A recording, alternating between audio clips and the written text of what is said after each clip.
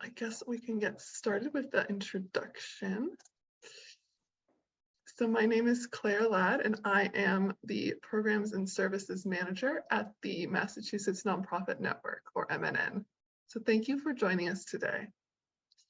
A few quick housekeeping items before we get started. The recording and the slides from today's program will be emailed to you following the webinar, so please keep an eye on your email for that. Additionally, if you have technical difficulties during today's workshop, please submit them to us at any time. We can assist. You can send in any questions that you have via the chat or via the Q&A, and we will have time at the end for questions.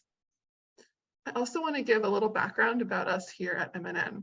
Our three goals at MNN are to strengthen the nonprofit sector through advocacy, public awareness of our sector, and capacity building services. This webinar is part of our webinar series that is part of our capacity building offerings. So please stay tuned for future topics in our webinar series in the coming weeks and months, and reach out to us if you have any topics you would like to see. Our efforts are made possible by our more than 600 member organizations.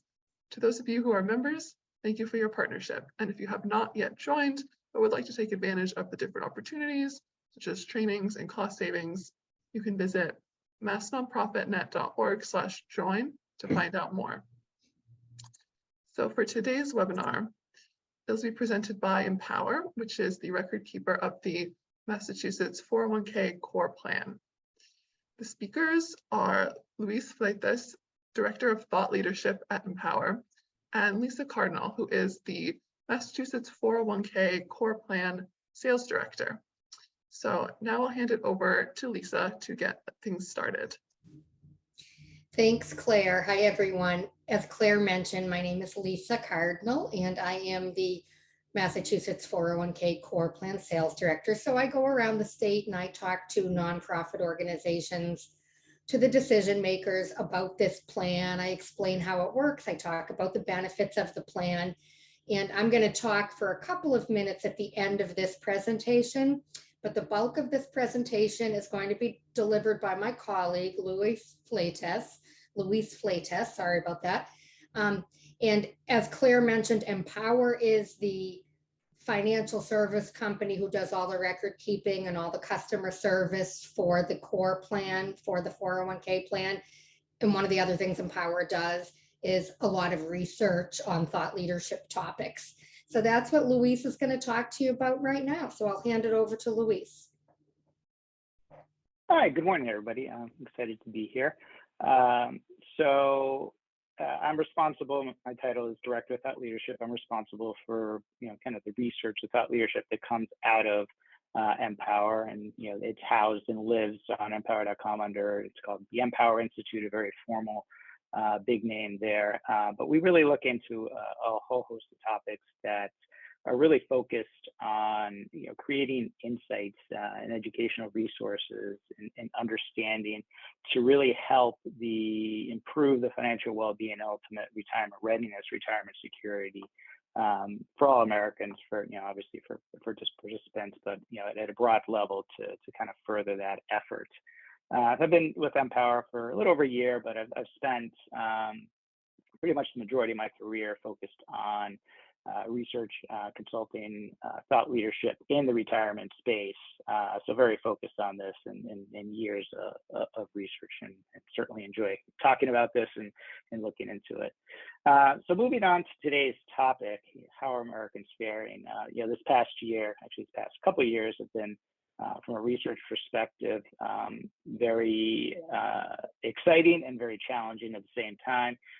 Things are moving and changing quickly and dramatically around us in terms of, between the pandemic and everything else that's happened, inflation, the economy, and really typically when in doing research, a lot of the research will be valid for there isn't big events happening every month or 2 or 3 months that change the dynamics of the economy or the workforce or the markets, et cetera. But this has been happening on a regular basis. So come March or April, throughout this year, then we really need to understand how Americans are faring, how they're addressing, and how they're moving forward with all these headwinds that they're experiencing. So we certainly know that Americans, that we overall, we're also experiencing it, are coping with a lot. So as we seem to be finally getting past the challenges that COVID brought, that the pandemic brought, um, perhaps not over, but obviously in a better place. Other challenges are seemingly stepping in to take, and have stepped in to take COVID's place. We have the continuing supply chain woes that are making it difficult for consumers to get products they want or need, and that for companies to offer those products, obviously, it affects them as well. In turn, the supply chain challenge have been more than just a nuisance, but they've also been an important contributor to rising prices, and ultimately have helped fuel, along with other factors, the historic inflation rates and the high inflation rates that we're still experiencing. And then with the historic inflation rates have resulted in significant interest rate hikes by the Federal Reserve, which are also obviously we're feeling across the board in the economy and the market, market volatility, economic growth, stock market performance. So all in all, Americans are struggling to get past, ultimately, the COVID fatigue and everything that's there, and now are facing an array of financial challenges, which are important to understand. So to better understand what Americans and what we're really going through during this inflationary and potentially recessionary period, we at Empower, we've embarked and conducted a number of research efforts that covered both the Empower Retirement Plan participant experience as well as the experience of Americans overall. So to do that, we had a couple of prongs or pillars of research that we did. The first one was looking at Empower record kept. So our participants that we record keep analysis focused on their contribution and loan behavior of participants a little earlier this year. We also surveyed 2,000 Empower record kept participants to get a more qualitative view as to what they're doing, how they're being impacted. And then we also wanted to get a broader view as to how Americans overall were faring going forward. And we surveyed about 2,000 Americans to draw a comparison with our participant base, and then overall Americans, just to get a good sense of the feel of a representative feel of what's going on out there. And the research ultimately resulted in 4 research briefs here. They're all on the Empower Institute, easy to find on empower.com. And 2 of them are focused on that participant, Empower participant research, and 2 on the consumer broader research. So a lot of insights as to what people are doing. And this is the basis, these 4 pieces, and the research that we've done are the basis for this presentation and in our understanding and sharing what we see is going on. So today, I'd like to cover a few different areas. So start off with looking at Americans' financial health and confidence or sentiment, how they're doing, how that's changed. As a starting point, and then understanding where they are, how are they coping? What actions have they taken, and what are their biggest concerns? Followed by a quick look at diving into retirement savings and how changes in contributions or loans and hardships have taken place and may take place. So it's a spotlight on Empower participants. Then transitioning over to the demand of advice and the role that advice, the role that advice plays, followed by universal concerns, but unique challenges. And that's really just showing that, yes, there's key financial planning topics, key planning issues, key advice pieces that that are universal, but we need to start looking at different population groups at different segments, because we know that different people have different challenges, and it's really important to zero in on whether it's a generational issue, an ethnic, certain challenges on ethnicity or gender, or other groups that may need specific help or targeted advice. Followed with some quick takeaways based on what we're seeing happening broadly. So let's get started with taking a look at some indicators that show how Americans feel about their financial health. So as part of the consumer research, which we call it's our Wealth and Wellness Mid-Year Survey, we asked respondents about their confidence in the U.S. economy, so that's on the left, the retirement savings on top, and then their confidence in their investment portfolio. So kind of 3 different angles on kind of financial aspects. As you can see, it's not just looking at the second quarter of 2022 as the latest one. We also have been doing and asking these same questions over years, so we can over a number of years and quarters regularly through our surveys. So we can get a good feel and understanding how things are changing and how people are feeling. So it's not really surprising. You can see here that confidence in each of these is really languishing. So you see the confidence in the U.S. economy, it's stayed pretty much flat and less than 50%, for quite a bit of time now, since the pandemic started. Confidence in retirement savings, it's probably mid-year, and stayed pretty flat, about 50%. And then the confidence investment report, interesting enough, that's it still stayed flat, but it's people are still pretty confident, which it's always interesting how the divergence between the economy, retirement savings, and then people are really positive about their investment portfolios, but they are lagging. So what we've seen, and all this makes sense. We're seeing the University of Michigan recently was hovering the consumer sentiment around 50%. So you go below 50%, it's not good. Above it's good. So people are on the cusp of being really negative, and that changes regularly. Personal savings rates have been on the decline, according to the Bureau of Economic Analysis. If you remember, back early in the pandemic, when people couldn't go out, they had stimulus money. Those savings rates jumped to, I think, a crazy high, which is unprecedented because the situation was, at 30%, and now it's just dropped back down dramatically to, I believe, it was in single digits and lower than historical. Usually, it's lower than we want it to be, but it's taken a big hit. Mortgage rates have close to doubled, and credit card, we're seeing credit card debt rising also, which is people using that to pay their to maintain their living expenses and going forward. So going back, I always like to bring a positive out, is that these confidence metrics, they've held fairly steady, so they haven't plummeted yet, but it'll certainly be important to revisit them again around year end. As these longer periods of volatility, inflation are weighing down sentiment and really affecting the stock market performance and a lot of other factors going out there. So beyond these obvious implications of stalling financial confidence, we also know that financial stress or challenges affects other aspects of people's lives, of our lives, and you're probably seeing that with your employees and just in the economy and the people we serve at a broader level. So, and by that we mean that that it affects at a broader level, is that we found that financial health is multidimensional. So in some of our prior research, we sought to understand, or we're looking to really get a bit deeper understanding of what financial health or well-being meant to Americans. And what we found is that financial health, it really crosses over many aspects of people's lives. And it wasn't just about a kind of a dollars and cents thing in terms of, kind of that overall financial health, financial well-being. For example, people associate financial health just with happiness, with career stability or success, self-esteem, and many other factors. I found that more than half of survey respondents also tie financial health to mental health.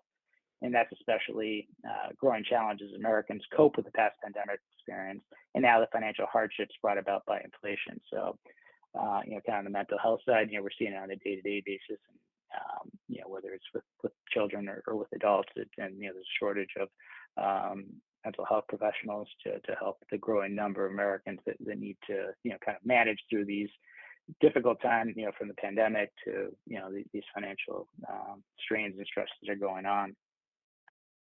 So we've talked about many of the inputs that comprise financial health. Now let's take a look at how these have impacted how Americans rate their financial health and where they rate their financial health. So what we have here is we asked our survey respondents, our consumers, what from 1 to 10, how financially healthy do you feel? So for those, an 8 to 10 response on a scale of 1 to 10 is very healthy. We found that in Q2 of this year is that only 36%, just a little more than a third of Americans are feeling very healthy, which is actually a slight uptick from year-end 2021. But I think it's important to note to look back to Q1 21, where it was 48%. So that's a significant drop in that sentiment. But perhaps more importantly is looking at the bottom end of those that feel very unhealthy. So those that on a scale 1 to 10, rated a 1 to 3. And what we're seeing here is you can see that from Q1 21 to the mid-year of this year, that percentage went from 9% to 21%. So a huge increase in people feeling financially unhealthy overall. So it's obviously keep close track of that as we move forward. So I mean, on the right side, that aligns, as you can see, with more than half of Americans that feel their standard of living is declining and income isn't keeping up with inflation. And 69% actually said that their income isn't keeping up with inflation. So again, these numbers, I would suspect continue to increase. As I was saying earlier, that things are happening, continue to happen, and are progressing. So by the end of the year, those numbers are if we continue on the same path, are likely to increase going forward. So now that we kind of have a good sense as to how Americans are feeling about their financial situations, let's take a look at what actions they're taking to get through this difficult environment. And actually, before I move forward, wondering if I can't see the Q&A, but just want to open it up if anybody had any questions. I'll pause for a second. I'm happy, I didn't mention earlier, but happy to take questions throughout, or if you want to save them for the end, if you did have any, happy to do that. So I'll just pause quickly here and see if there's anything out there.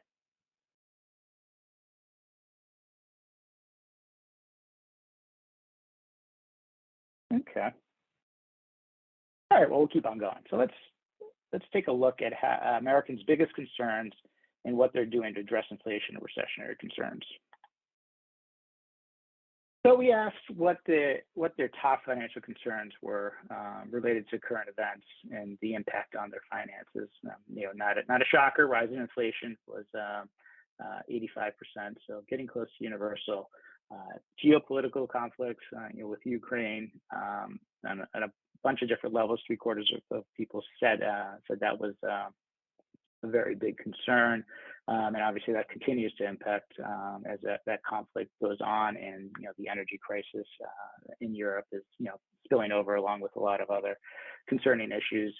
The possibility of a recession, and depending on how you define recession, whether it is we are or aren't and are moving towards one, but it's still a concern and worrying many Americans. And then, along with all these factors is, rising interest rates, which we know have jumped dramatically in just the course of the year compared to what we had before. So, there's a lot of real concerns that are here and probably not going away. So what are people doing? So what we did is we asked our survey respondents the actions that they're taking due to inflation, and broke it up into a number of categories. Three categories. The first one up here is spending. But let me just explain how we broke down the questions. Is we asked them if they have done something they plan to do in the next 6 months, or have not done and don't plan to do. Overall, to get a sense of actions and expectations to address inflation going forward. I think it's really important to highlight that of all the categories that we looked at, that 86% of Americans have taken some action due to inflation. So it's really affecting everybody out there, and some more than others, but in some shape or form. So this is really a universal impact. And the other categories are we're looking at spending, as you can see here, workplace-related topics and financial actions, overall. So on the spending side, more than half, as you can see, have cut back on their daily expenses, and almost half have cut back on simple things as driving. Fortunately, the price of gas has been declining, still high, but declining, so that may have softened a little bit. And people have, 45% that switched to cheaper brands, are finding a way to make their dollars get further. An additional 20% across most of these categories or all these categories, said they plan to do this in the next 6 months. So it's, widespread actions taken to address their spending and cut back. So, and, perhaps one thing that's really concerning is that, it's kind of that bottom category, although it's 28% have done and 21% plan to do in the next 6 months. So, 49% say that using some emergency savings to pay for expenses. That's probably a big concerning as ultimately, eventually those emergency savings went out and, the stimulus money has cut short or ended. So that could put a lot of households into difficult situations. So moving forward, we also asked about actions that are related to work and income generation. It's really notable that more than half of respondents were seeking alternate income streams or plan to do so. So finding ways to get more money, whether it's a gig job or something else to make ends meet. 4 in 10 respondents said the same about asking for a raise at work. So people aren't shying away from going to employers in addressing that, as it's quite expensive. I was just looking at, I'm not sure if it was the Financial Times or Wall Street Journal this morning, big article, and why people don't want to commute back to work, that they're spending $40, $50, $60, $70 extra a day just to between commuting costs, paying the higher costs for lunch, and even getting a coffee and a donut or a bagel in the morning. So people are really trying for ways to cut back, and kind of that it's back in the workplace as well. So overall, again, as we noted earlier, 69% believe their income isn't keeping pace with inflation. This is putting pressure on employers to raise wages and benefits, but employers are also feeling the squeeze from inflation. Is they don't have the perhaps the budget or the pricing power to raise their revenues as well. So it's a difficult situation across the board in finding a balance. Our third look is at financial planning and savings actions taken by Americans. Here we, I would say, try to turn a little bit more positive. We have a few positive notes here. We have almost 3/4 of respondents had created or planned to create a budget, which is an important first step to financial planning, to financial well-being, to retirement readiness, and getting a plan to get there. So I'll take that as a positive. More than half had or planned to talk with a financial professional, so getting that expert help might provide action steps or ideas to improve financial situations or things that they can do to solidify their finances. And more than half had also increased or plan to increase their contributions to retirement savings. So on a positive side, it's people are pretty resilient and committed to kind of that long-term retirement view and not wanting to cut back on that, and understanding the importance of saving early and often to get so when you're ready to retire, you're ready. So all in all, inflation straining Americans' financial situations and forcing most Americans to make changes. Unfortunately, the inflation challenge is compounded by fears of recession. So, as we said earlier, although there are disagreements, as to whether or not we're in a recession or about to enter one, it remains a top concern for most Americans. Just like with inflation, recessionary concerns are causing many Americans to take or plan on taking precautionary actions. So similar to addressing inflation, almost 3/4 of respondents have taken action to prepare for a potential recession. They're delaying big purchases, seeking alternate income streams, and paying off debt more aggressively, among other actions. So it's clear that recessionary concerns are also having tangible effects. And survey respondents, as you can see here, say the number one anticipated impact of this recession is a decrease in quality of life, followed by tapping into savings or the liquid assets. So the bottom line is that we need to understand that Americans are financially strained, causing symptoms that extend way beyond being able to pay bills and manage debt or save for retirement. Which means, and what we're saying here, is that really Americans are anxious and stressed. And what we're seeing here, and what I'm sharing, is some headlines that speak to the widespread mental health symptoms and challenges that Americans are going through today. So the first one on the left is, the headline: COVID-19 pandemic triggers 25% increase in prevalence of anxiety and depression worldwide. That's from the World Health Organization, back in March. Second one, nearly 90% of Americans report inflation-related anxiety, the American Psychiatric Association poll, and that's posted on Healthline. And then thirdly, that was from the summer. And then 71% of clients report, financial professional clients or advisor clients, report experiencing financial anxiety. And here's why financial planners could be missing the signs. And that's from CNBC. So it's, and I pulled these quotes and these stories, really with a 2-second Google search. So there's just a plethora of them out there. And we see that on a daily basis in the news to show that that many Americans, most Americans they're worried about different things. And then that these financial concerns that we see here have a spillover effect. So our research explored and looked at how anxiety, stress, and worry were crossing over into daily lives of Americans. So worry is affecting family lives, day-to-day living, and work overall. As with most topics, the impact will vary across demographics. So for example, different generations report different burdens. Gen Zers are significantly more likely to cite impact to the family relationships, 2/3 saying that, while millennials struggle with reduced ability to focus on daily life. That's about 61%. And then Gen Xers report heightened impact on their health, 57%. So it's different impacts for different groups and how they're feeling.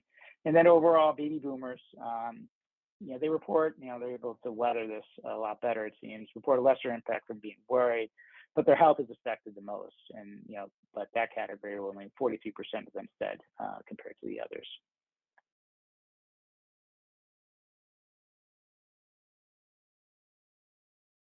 Excellent.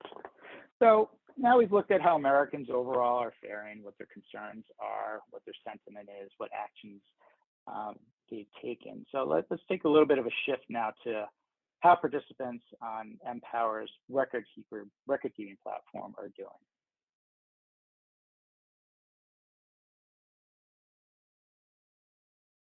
So what we did here is we compared the results of record kept, as I said, beginning, we did a couple different surveys and looked at different data points, is we compared the results of record kept Empower participants with Americans overall and found that a greater proportion from both groups had or were planning to contribute more than those looking to save less. Also, we found that only 11% of Empower record kept participants, had or planned to contribute less to retirement savings. And so as we can see here on the top part is we're looking at Americans are contributing less to retirement savings. So that's the general population. And then right under it is the Empower comparison of Empower participants. So the green box is, yes, I've already done this. The dark blue, I have not done this, so you plan to do this. And then the lighter blue, I have not done this and do not plan to do it. So it's a look at less and more intentions to increase towards the retirement savings. So again, I think showing a resilience to retirement savings, which is positive for a long-term outlook. So let's take a deeper look at the actual savings rates on our platform. So to get a better understanding of how the overall economic environment was affecting retirement savings, we analyzed the savings rates of approximately 3 million participants with a balance from January 2021 through Q2 2022. And we found that despite the difficult conditions, participants have gradually increased their savings rates. So what we're seeing here is we have the average savings rates for that population base, steady 3 million participant population base increasing. And then we also, on the bottom, we have the inflation rate, which is, so starting from January 2021, it was at 1.4%. And then, in March 2022 was 8.5%. So dramatic increase, but that increase didn't seem to have a direct impact. And participants were resilient. So these are participants that were active and had a balance throughout that whole period. Now we need to keep a close eye on this. There's some dents in the armor, and people are feeling it more. We're taking a closer look again as to how overall savings rates are going. But participants and people with retirement plans have been faring well and have been heeding the message to stay the course, if possible. But again, as the continuation of everything that's going on, I'm going to need to keep a close eye on that. So some other interesting factors from that research that we did is from the platform is that it revealed that savings rates were not impacted by age, gender, investment strategy, or account balance. So in fact, even most participants making less than $60,000, those who are more likely to feel the effects of inflation, didn't reduce their savings. So again, a positive sign of resilience overall.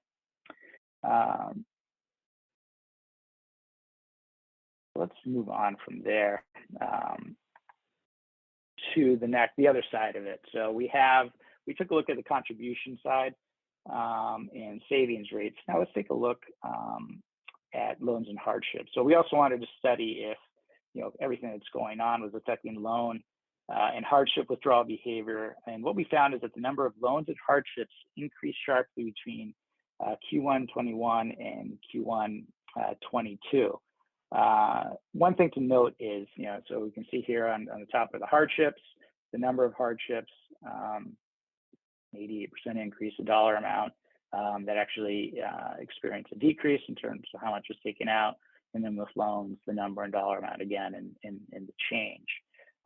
It's important to note here that, though there seems to be large increases, is that Q1 21 coincided with the ending at the end of 2020 of the CARES Act provision. So there's generous withdrawal provisions, distribution provisions from CARES Act, which a lot of people took advantage of, and if they were in need, they were likely to take advantage of it.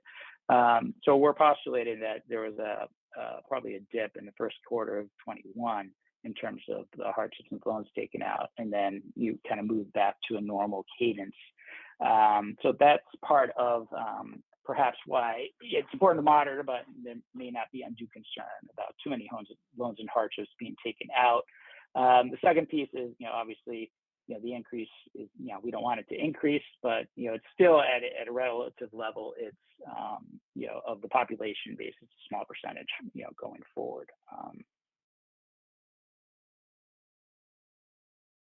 So, now Claire and Lisa, I'm not sure if you see any questions. If not, I will continue on the advice section of this presentation and how people feel about it and their actions that they take. Okay, so we found that we're seeing right now, hopefully, that Americans have been resilient. They continue to be. But those challenges, the challenges they're facing, aren't abating, and they may increasingly look to make changes to weather the storm. So what we did here is we asked consumers and participants, whether or not, in terms of their actions, if they changed their risk tolerance or investment approach based on everything that's going, if they sold assets or investments. And again, similar to the line of questioning that we presented earlier, we asked them if they have done this, if they plan to do this in the next 6 months, or have not done and don't plan to do this. So we found that younger Americans, are more apt, to make these types of changes. Overall, close to half of respondents said that they had changed their risk tolerance or plan to do so in the next 6 months, and a little bit less, but still 4 in 10, 39%. Said they had planned to sell assets or investments. So, typically we'll want people to kind of, quote unquote, weather the storm and not to be impulsive in the actions that they're taking, for a variety of reasons, going forward. So people are taking action. A lot of people are holding steady as well, but important to help. If people need to make changes, make sure that they're making the right changes. And as I just mentioned earlier, so almost 2/3 or the youngest population groups are apt to make changes. So almost 2/3 of Gen Zers and millennials have changed or plan to change their investment approach. In comparison to, however, only 1/3 of baby boomer respondents actually said the same thing going forward. So different generations or age groups are probably approaching their investments, their retirement planning, and just their whole finances in different ways because they're different life stages.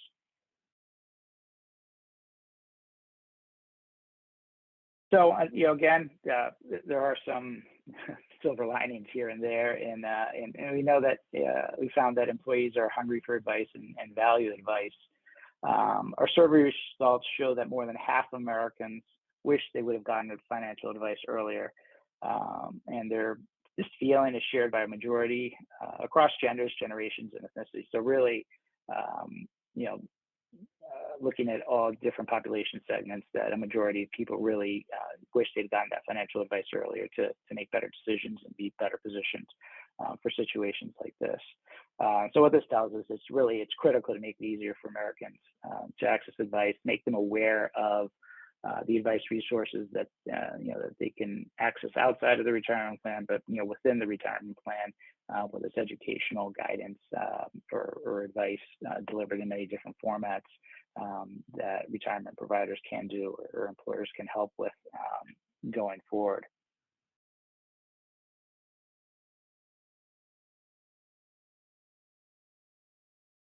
So despite people really saying that they wish they'd gotten advice earlier, and that positive sentiment is that we found that access and usage of advice is still lagging. So we asked respondents, consumers, if they had financial advisor or access to professional financial advice outside of the employer, and then also the same question if they had access to it through their employer. Outside of the employer, only 28% said they did. Through the employer, about 50% said the same thing. So one, obviously we need to try to help expand those numbers and boost people looking, getting, the advice that they need and doing the right things. And then, secondly, is that, the way to do that is, taking a closer look at different population segments to see where there's the biggest gaps, and that might be provide some opportunities to target groups or to present the value proposition in a different way.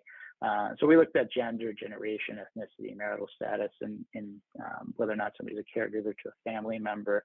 Found that on the gender side, men are more likely to have a financial advisor. Same thing with access to it through their employer. On the generation side, advice outside of the employer, baby boomers are almost twice as likely as Gen Zers. That probably makes sense as older, you have more assets and you get closer to retirement, you're going to look for that professional advice. But we know that starting earlier and getting different type of advice early on can make a huge difference. So important to tackle that.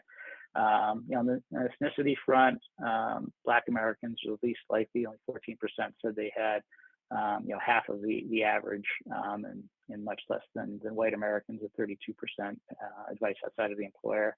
That trend still applies, through the employer to a certain degree.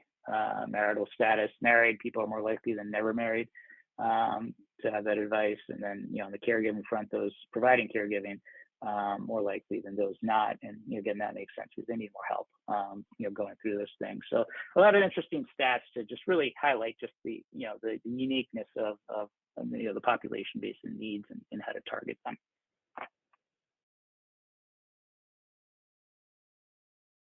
So, obviously that points to, how to really make a difference. You need to dig deeper, understand the unique challenges faced by different groups of Americans.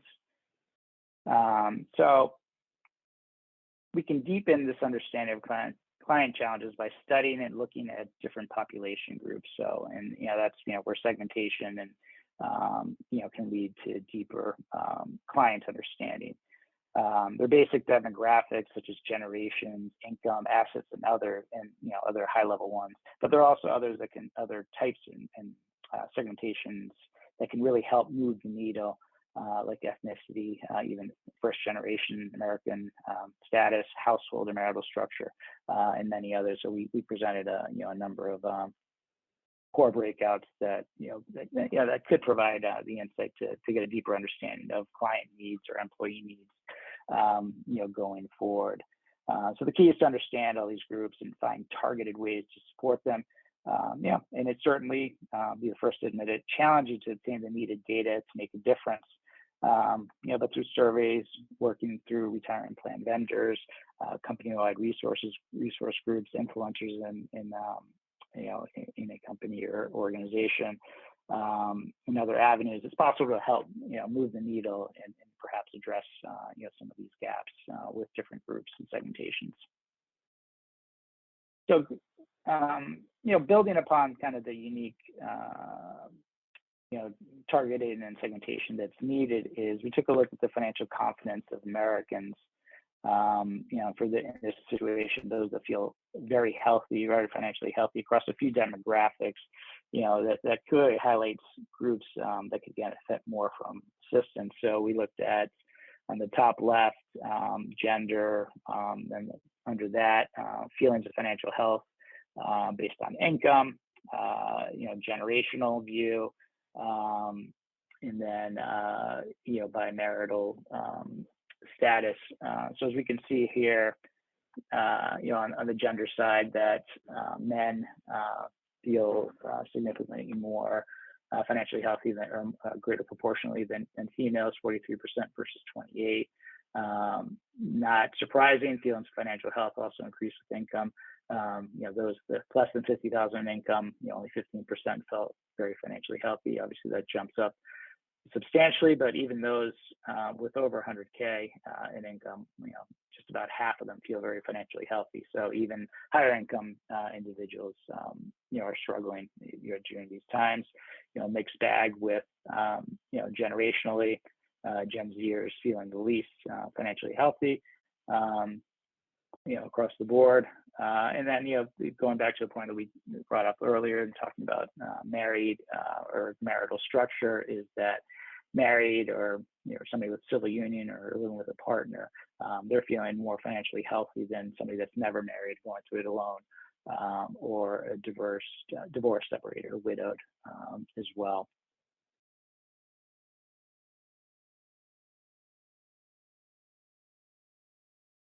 So, and then, I just wanted to add a little bit more to some of these segmentations, is that, we also found that, just to show kind of the unique nature of challenges and concerns, that, millennials are most concerned about home ownership, affordability in the housing market. So they went through the Great Recession in 2009, and they've had a lot of difficult challenges starting up in their careers. But many of them have postponed buying homes, and then real estate skyrocketed, and now we're having high mortgage rates as well. So that's a top concern for millennials. Hispanic Americans are the most worried about rising interest rates. Concern to everybody, but if you look across the ethnic groups and ask them, that's top of mind for them. And then for Asian Americans, most worried about market volatility. Almost 7 in 10 of them report that. So these types of insights can determine what type of support and messaging are needed for different demographics. And building on these kind of expectations or unique attributes, is we looked at different perceptions, expectations when it comes to average savings needed to feel financially healthy and the average salary needed to be financially healthy. So we looked at both of those categories by ethnicity and then by generation. Really interesting results here, that Asian Americans, they feel that their average savings needed to feel financially healthy was close to $878,000, and it drops down for white Americans, Hispanic Americans, and then for Black Americans, almost a little less than 4 times the amount is what they would expect they need. So obviously probably need to rationalize these expectations and make sure that people are thinking about this the right way in terms of financial planning. Looking at the same metrics by generation, it rises dramatically as with generations, which makes sense because there's different standards of living, and baby boomers looking at retirement and realizing what they need, and et cetera. But still, dramatic 7 times difference in terms of the average salary needed to feel financially healthy. Again, Asian Americans on the high end, $261,000 on average, which is way above what the average is, for most Americans, and then it drops for other groups. And again, Black Americans report a dramatically lower average salary needed, and then and then also we have by generation. So I know I've talked a lot about the current situation. Hopefully it's not too depressing, and we'll start to turn around. I think that advice, helping people make good decisions, and strong financial planning and budgeting, can help people a lot to battle through these difficult times. Need to keep in mind and focus in on kind of the mental health challenges that people are going through, and how that kind of this financial well-being is really crossing over the dollar, a monetary view to affecting all parts and aspects of individual lives, and ultimately obviously that affects different elements of the employer-employee relationship and the workplace relationship going forward. So, just based on, what we've seen here, some 5 takeaways, to help Americans get through these turbulent times. It's, really important to empathize and understand the unique individual concerns. So we really drilled down into segmentations and different concerns and actions and worries for different demographic groups or population segments. So I think that really showed the importance to be able to understand and empathize with them and help them walk through it. Target messaging based on needs and personal situations. So, the more understanding you have of these population groups, the better you can, deliver with your retirement vendor or other resources to help employees and participants. Build awareness about professional advice services, encourage their use, maximizing what's available through an employer, encouraging people to read up on education and advice sources to make the best moves and make the best of these difficult times. Increasing communications, education in face of volatile and challenging economic conditions. Again, leveraging what plan vendors can do. I think the anxiety, increased education and communications can help, soften some of that anxiety. And, the more people know, it's not going to be good news, but, they'll have a better understanding of what's going on. Not knowing sometimes is worse.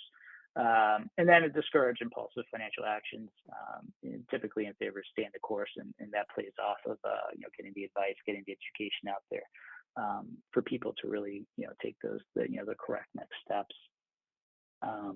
So I'd like to, I'm not sure if we have any questions, but I'll open it up for Q&A and give that a second. And then if not, Lisa will we'll conclude with a few comments overall. And I appreciate you, everybody sticking through this and listening to this presentation on how everything's going.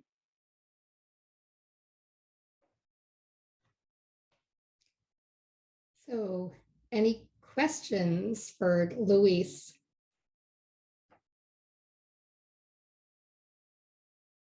Okay, so Claire, I should just continue, it sounds like? Yeah, I'm not seeing any questions come in, so. Okay. So next And slide. I just encourage to take a look at our Empower Institute. So we have the 4 research pieces, that encapsulate kind of what I talked about today, and a lot of other broad thought leadership that's a lot of relevant topics that are out there now that could be helpful and interesting to support you in your efforts. And now I will show exciting disclosures and pass it over to Lisa. Thank you very much.